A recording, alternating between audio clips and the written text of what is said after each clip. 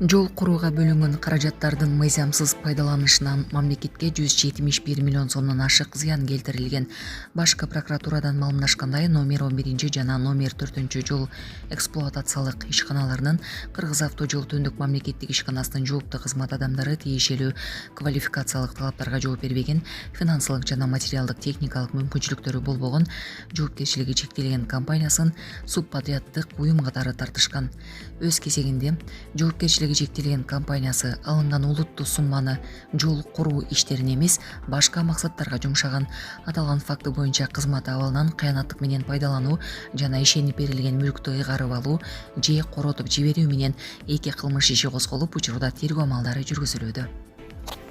Депутаттар Кыргыз-Тажик чек арасындагы курулуш иштерин көрүштү. Жогорку кеңештин төрагасынын орун басары Болот Ибрагимов жана депутат Чыңгыз Ажибаев Баткен облустунун Илик районуна барып, Кыргыз-Тажик мамлекеттик чек арасындагы инженердик курулуш иштеринин жүрүшү менен таанышты.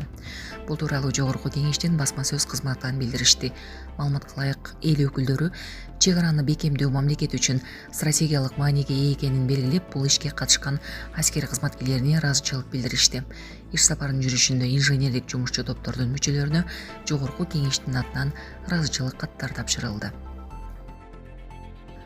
Тажикстанда улуттук салтка жат кийимге каршы рейдтер жүрүүдө.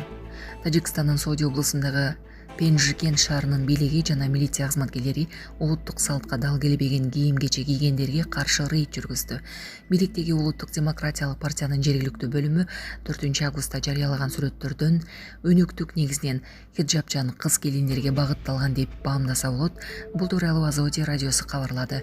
Сүрөттөрдө көрүнүп тургандай, бийлик жана милиция өкүлдөрү чачы башын, мойнун жана ийиндерин жапкан жоолук салынган аялдар менен сүйлөшүп турат. Өкмөт өнөктүк жат маданияттын жайылышын алдын алууну жана улуттук нарк насилдерди сактап калууну көздөгөнүн айтууда. Ошол эле маалда канча кыз келин менен түшүндүрүү иштери жүргүзүлгөнү такталган жок. Бийлик өкүлдөрү менен маектешкен хиджабчан аялдар жумушунда же жеке турмушунда Умдем клиникасы тиш ооруларын дарылоо жана тиш салуу кызматын көрсөтөт. Стоматология заманбап техникалык каражаттар жана материалдар менен камсыздалган. Жогорку даражадагы стоматологдор өз ишинин сапатына кепилдик беришет жана төмөндөгү кызмат көрсөтөт. Хирургиялык стоматология, тиштерди реставрация кылабыз. Кандай гана оор абалдагы тиш болсо да оорутпай алып салабыз. Жулабыз. Тиштерди кесипкөй чеберчиликте гигиеналык тазалоодон өткөрөбүз. Брекет системабыз да бар. Тиштерди имплантациялайбыз, которобуз. Протездөө, металлокерамика, цирконий, алтын жана башка түрлөрдү колдонуу менен сиз каалаган сапатта тиштериңиздерди оңдоп түзөп, салып жана тазалап беребиз. Көңүл буруңуздар, биздин жайкы жеңилдетүүдөн пайдаланыңыздар. Эгер сиз алдын ала жазылып келсеңиз, сизге 500 рубль арзандатуу каралган. Шашылыңыздар, биз сиздерди күтөбүз. Биздин дарек Москва шаары, метро Накимовский путь 7, корпус 2, метрого жакын жайгашкан. 5 мүнөт гана жөө басасыз. Байланыш номеру +7 925 103 22 77. маселелер чыгышы мүмкүн деп эмнелер тууралуу сөз болгонун Азоди радиосунун кабарчысына айтуудан баш тартышты. Тажикстанда мамлекеттик түзүмдөр улуттук кийим-кечени сүрөөнгө алган иш-чараларды мал менен өткөрүп турушат. 2024-жылы президент Эмомали Рахмон улуттук үрп-адаттарга каршы келген кийим-кечени алып келүүгө, пропагандалоого, кийип жүрүүгө тыюу салган түзөтүүлөргө кол койгон. Аны бузгандарга айып пул салынат. Ошол эле маалда андай кийим-кече мыйзамдарга так аныкталган эмес. Иш жүзүндө болсо хиджаб, никап, паранжы жана башка диний кийимге тыюу салынган. Хиджаб жана диний кийимге байланышкан маселелер Борбор Азиянын башка өлкөлөрүндө да талкууланып келген. Кыргызстанда коомдук жайларда жүзүн жашырган кийим кийгендерге 20 000 сом айып пул салуу каралган. Өзбекстан парламентинин төмөнкү палатасы 2023-жылдын 5 сентябрында коомдук жайларда бети башын чүмкөп жүргөндөрдү административдик жазага тартууну караган мыйзам долбоорун жактырган. Булак Азаттык. 75-чилердин каты. Ташиевтердин иши шаардык сотто 10 августта каралып баштайт. 75-чилердин каты боюнча 8 адамга Бишкектин 1-май райондук соту чыгарган өкүмгө каршы Бишкек шаардык сотуна жазылган апелляциялык арыз 10 августта каралып баштайт. Бул тууралуу Азатка ушул иш боюнча айыпталган Курсан Асановдун адвокаты Чынара Жакупбекова билдирди.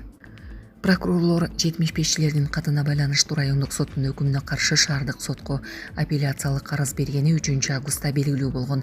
Мунун алдында Камчыбек Ташиевдин жана Курманкул Зулушевдин адвокаттары да райондук соттун чечимине нааразы болуп, кийинки инстанцияга кайрылган.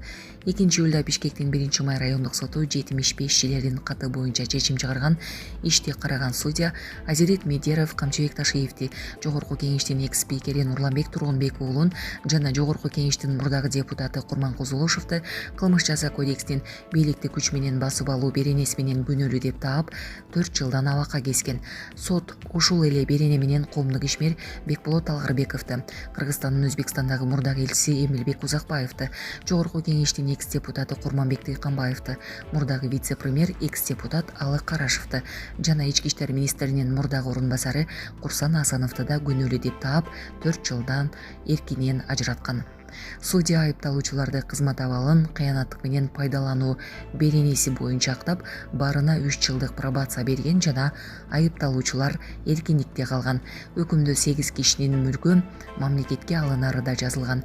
Февраль айынан бери камакта жаткан 5 адам Бекболот Алгарбеков, Эмилбек Узакбаев, Курманбек Тыйканбаев, Алы Карашев жана Курсан Асанов сот залынан бошотулган.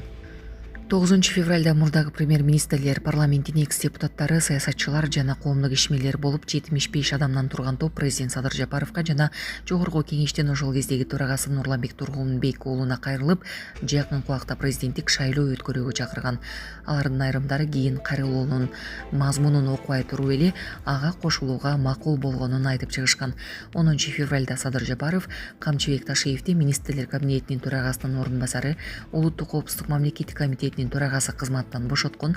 Андан кийинки маектеринде Жогорку кеңешти депутаттар президент жана атайын кызматтын кишиси болуп бөлүнүү башталганын, кийин андай аракет парламенттен сырткары чыгып кеткенин айтып, 75 адамдын кайрылуусун мисал кылган. Бул окуялардан кийин Нурланбек Тургунбек уулу алгач төрагалык кызматтан кетип, андан соң депутаттык мандатын да тапшырган. Ал коюлган айыптарды четке каккан. Садыр Жапаров маегинде 75 адамдын кайрылуусуна Камчыбек Ташиевдин тиешеси бар жогун тергөө анын сот аныктап, баа берерин айткан. Мурдагы башкы чекист болсо күнөөсү жок экенин соттон акталып чыгарын билдирген.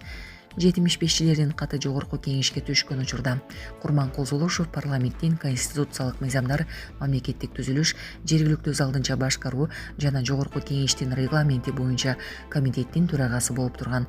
Ал да тагылган кенеге макул эмес экенин айткан. Булак Азаттык.